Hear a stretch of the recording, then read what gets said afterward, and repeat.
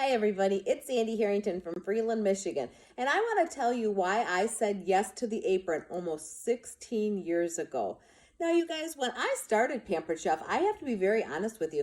I wasn't looking for a job. I had a full-time job.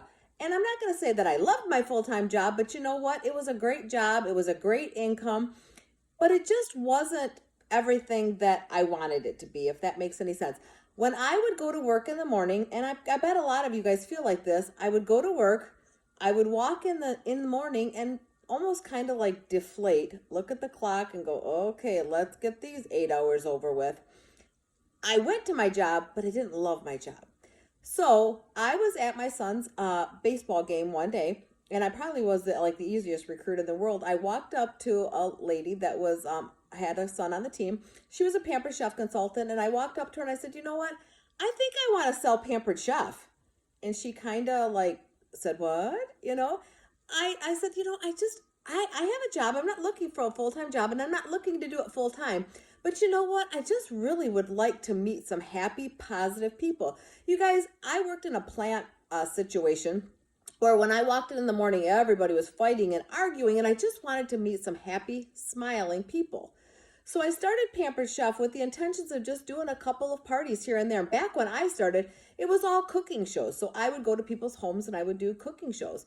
Now I'm doing all virtual parties. But you know what? After only a year of selling Pampered Chef, my husband was the one that came to me and said, "Sandy, you need to quit your full-time job." And I looked at him like he was nuts. And I said, no. He said, "Look what you're doing with this Pampered Chef business. Imagine if you didn't have that full-time job, what this could become." So scared to death, you guys, after 20 some years of employment, I went in and I quit my job. And my plant manager thought I was nuts. He told me right dead to my face, "You will never find a job making the money that you're making here." Because you guys, I started this job right out of high school. So I went from graduating one day to a full-time job. And I looked back at him and I said, "I already have." And he laughed and he said, "That little Pampered Chef stuff you do?" Little did he know that this little Pampered Chef stuff I do probably pays me 3 times more than he ever did, with so many more benefits. You guys, since I've become a consultant in the 16 years, honest and true, me and my husband have traveled to places in the world that we would have never been able to go to if I would have stayed at that full-time job.